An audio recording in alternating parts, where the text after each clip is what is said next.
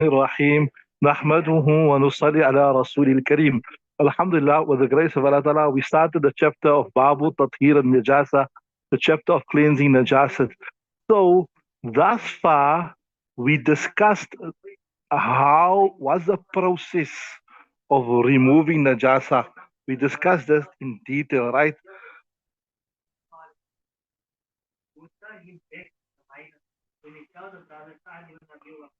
Right. We discussed that in detail, how you how you go about cleansing, if it's a leather, if it's a non-porous, it's a glass surface. We discussed if it is the earth, right? And we discussed if it is cloth, etc., etc., etc. All of that was discussed. Now, today, inshallah, what we're going to discuss, what amount of najasat is tolerable.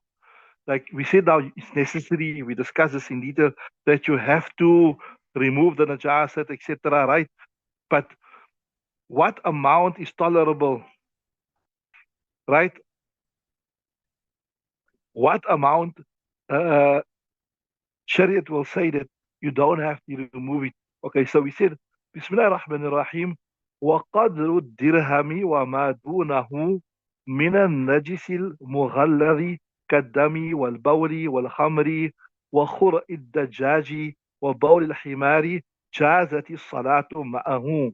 So what I'm saying there is the amount, qadr means the amount, the extent of a dirham.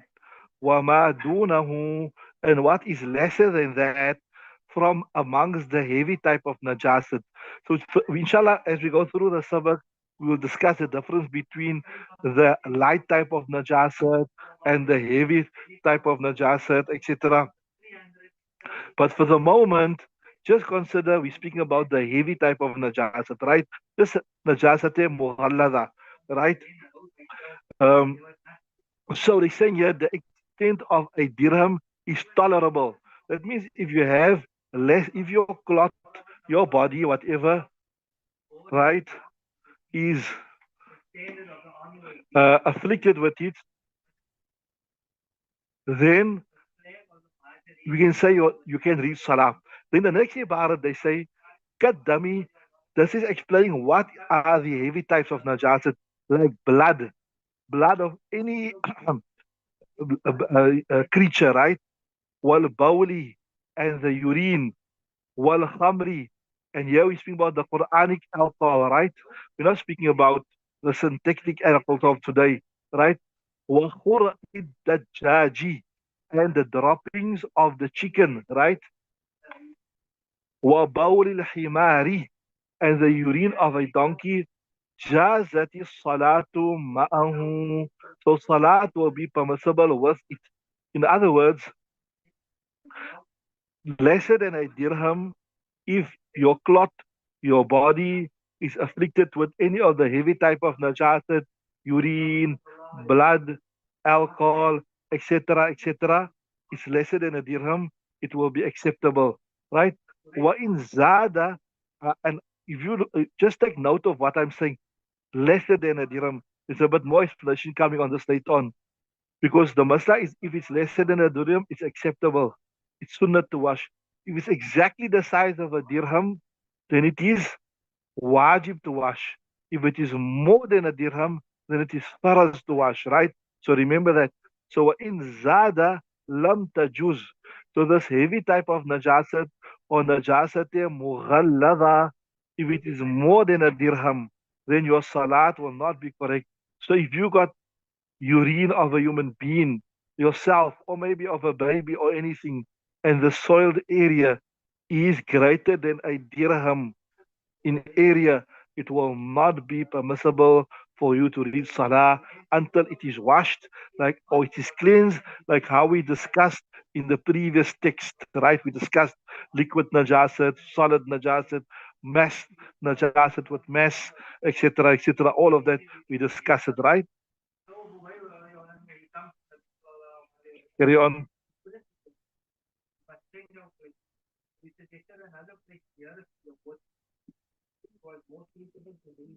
Carry on. Chi. Okay. So they're saying, وقال زفر والشافعي قليل النجاسة وكثيرها سواء. So, as Imam Zufar and as Imam Shafi rahimahullah ta'ala, they say that a little najasat and a lot najasat is the same. So they don't differentiate to say, look here, if it's so little, it's okay, it's acceptable. Only when it's a lot, it's not acceptable. Whether your cloth or your body is soiled with a little najasat or a lot najasat, doesn't matter, it is not acceptable. Why? لأن النص الموجب للتطهير لم يفصل. They're saying that the text that makes it wajib, right? It does right to cleanse lam yufassil, it does not separate. In other words, they say, look at the Quran, Allah Ta'ala says, وَثِيَابَكَ فَطَهِّرْ, right? It doesn't say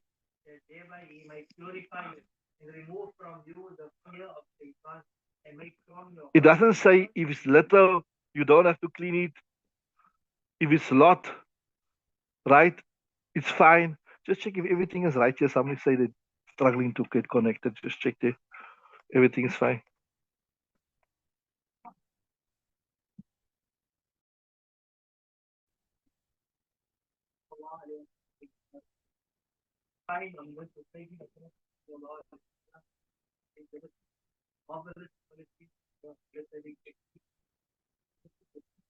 Right, everything is okay. Okay.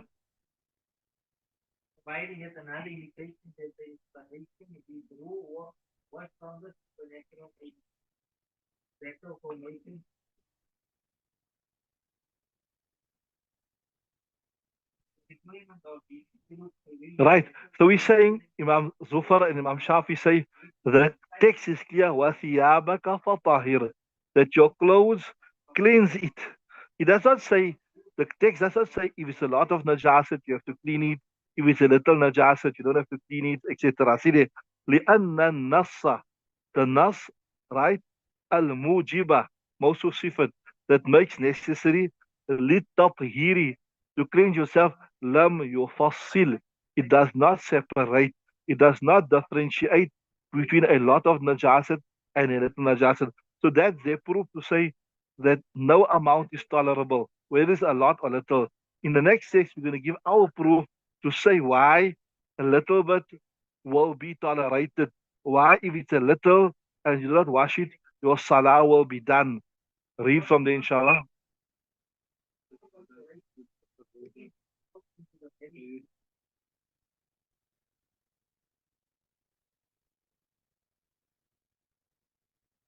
Yeah.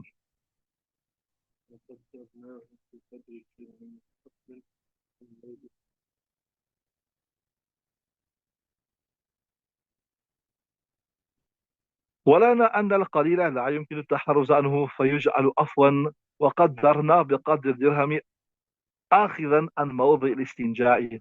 So our answer to that to say, look here, we do agree that the text is general, that you have to remove all type of najasat, etc. But very little najasat, little, but it's very difficult to save yourself from it. Like say, look here, we give the example here. It's not mentioned in the kitab, but in the Shara they say, look here, you know, a fly sometimes it sits on najis, sits on najasat. You know, the flies like to sit on najasat. Now after the fly sits on najasat, and if it comes and sits on your clothes, or maybe it sits on your body, you won't even know that najasat is there. And if you're gonna say it is wajib for you to remove the najasat, you don't even know the fly sat on you. So that means your namaz is not valid, your salah is not valid. So maybe this is not like so much like now in in today's and age we have piped water, we have running sewage, etc. But you go back in time maybe like another 100 years or whatever, before there was piped water, before there was sewage, etc. When everything would be stored in tanks or maybe even in the open, maybe there were more flies, etc. The hygiene was not such a high level, more flies around. Nowadays you got disinfectant, you got detergent, etc., etc. So, so going back a couple of years, probably the flies were more abundant. So that means every time a fly sits on you, you must say, "Hey, I have to go wash my hand here. I don't know where this fly was. This fly was maybe in the toilet. He sat on some najasat." So now I have to wash because now maybe the fly brought some type of najasat on me. So imagine how difficult it is that you don't even know where the fly came from. You don't know where he sat. There is a possibility that he sat najasat.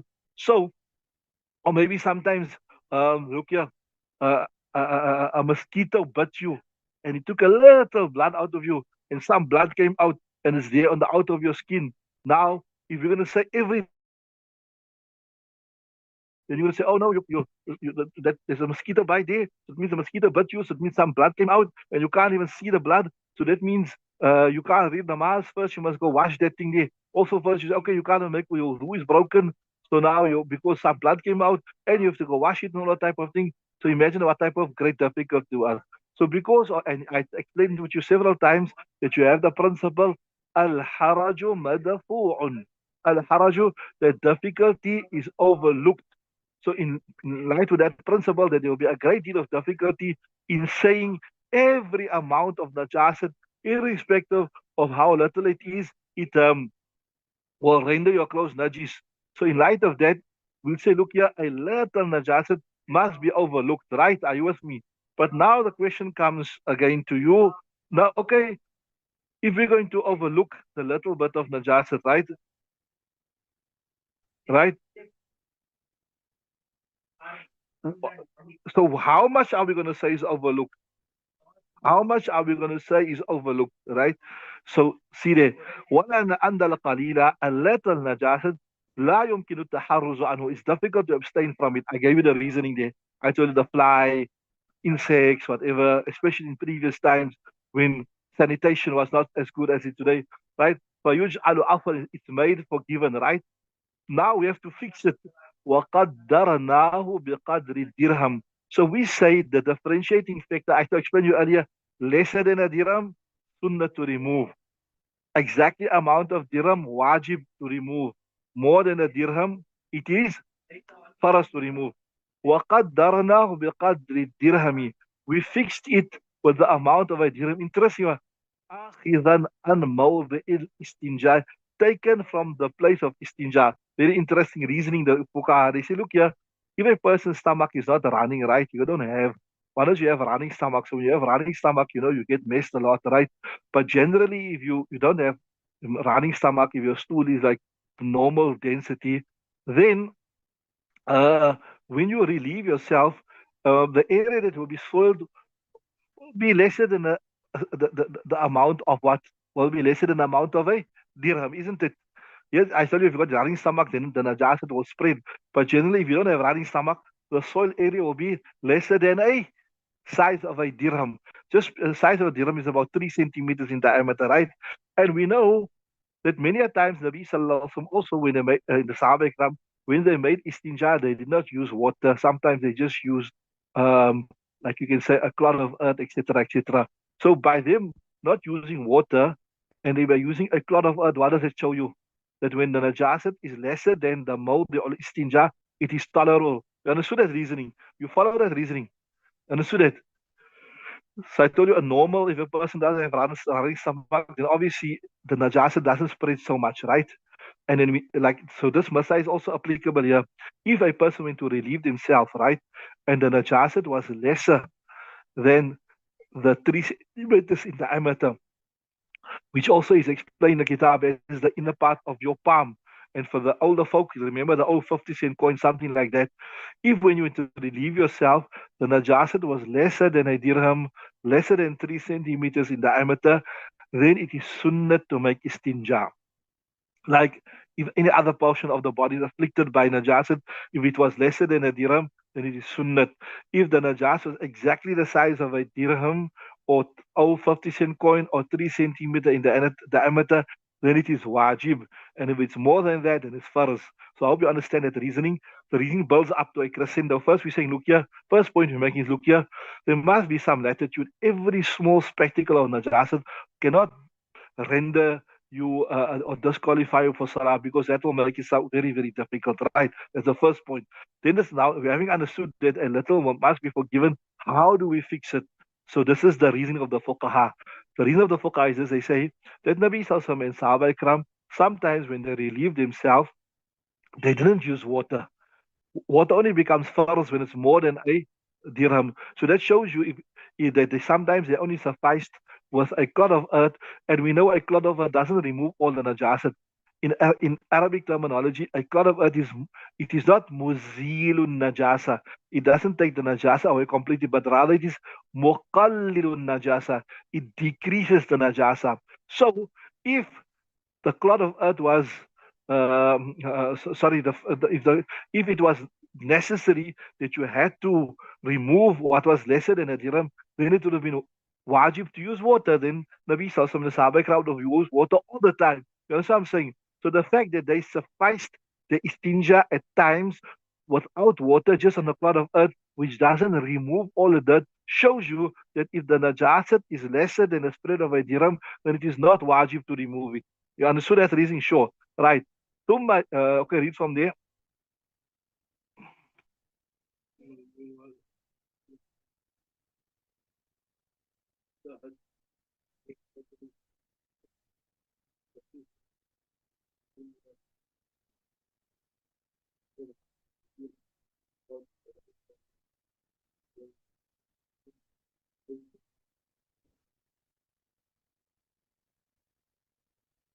Right. So what I say now, we said that the extent of a dirham is tolerable, right? So what do we mean by the extent of a dirham? Do we mean the area that a dirham covers? Or do we, because a dirham has an area and it has a weight. So ثم يروى, it is narrated اعتبار الدرهم من حيث المساحة. You got مساحة ومساحة.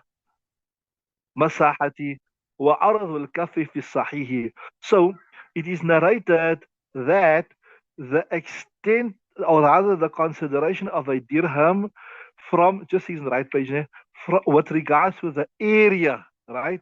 And what's the area? وعرض الكف في الصحيح. It is the internal of your palm.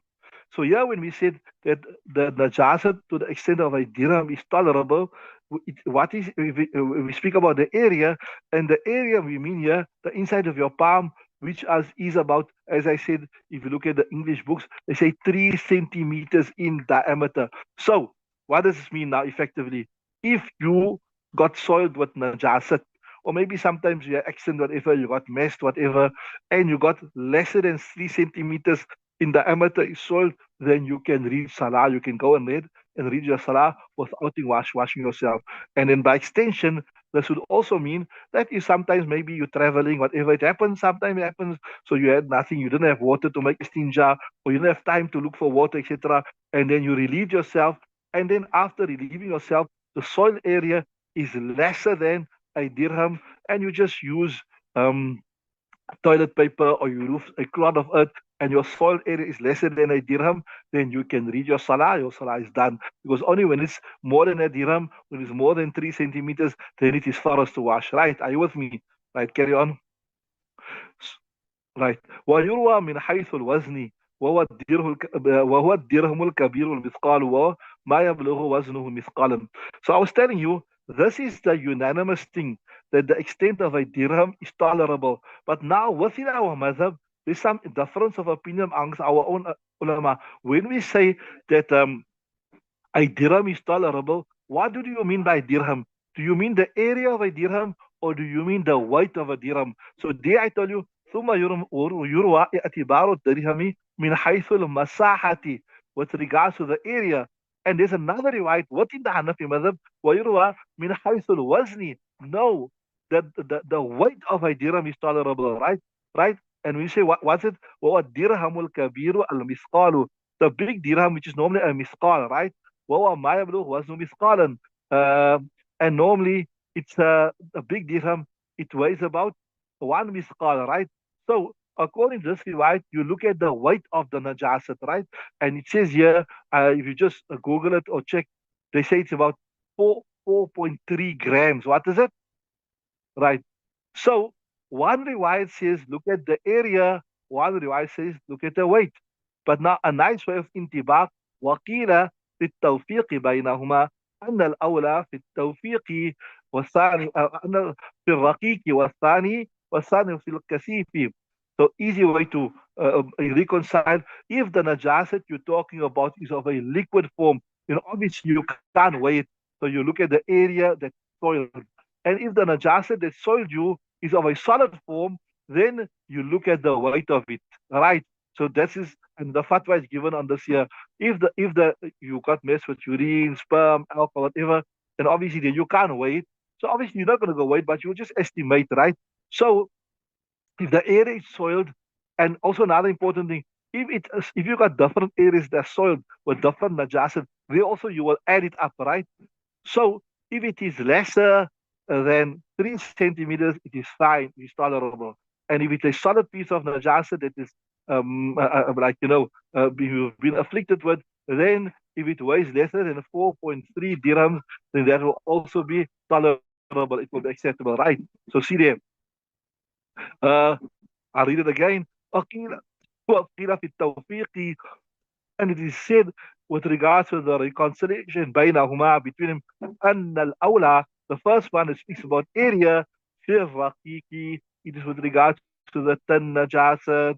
والثانية, and the second one where we spoke about the weight of a misqal, it is with regards to what refers to the solid najasat. وإنما كانت نجاسة هذه الأشياء مغلظة. Then earlier before when we started, I told you this referred to the heavy type of najasat.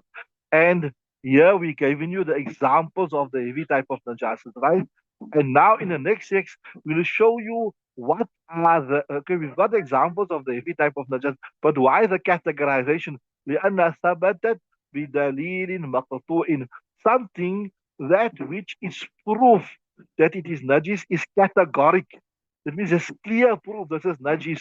Then that we say it is the heavy type of najis. But sometimes the text is contradictory. Certain type of hadith point that it is not najis. Certain hadith point it is najis, etc., etc. So when we got contradictory proofs, then there we say it is not najasate muhallada, it is najasate mukhaffafa, the lesser type of najasat, which there's more leeway, there's more latitude. So, وَإِن كَانَتْ مُخَفَّفَةً, if it is the lighter form of najasat, and what's the example? كَبَوْلِ مَا يُؤْكَلُ لَحْمُهُ, like the urine of those animals that they are eaten, those animals which it is permissible to eat, جازت الصلاة معه, salat will be permissible with it حتى يبلغ ربع الثوب, until until not more than one quarter or until or more of it is soiled. So if it's a lesser form of najasat and your cloth is soiled, but it is lesser than one fourth of the cloth, that will be tolerable. So we can see there's a great deal of extra latitude with regards to the najasat mukhaffafa, right? ويروى ذلك عن أبي حنيفة, and this is narrated from Imam Abu Hanifa لأن التقدير فيه بالكثير الفاحش, because the fixation of right of saying it must be one fourth or more is when it is, you can say a lot بكثير الفاحش.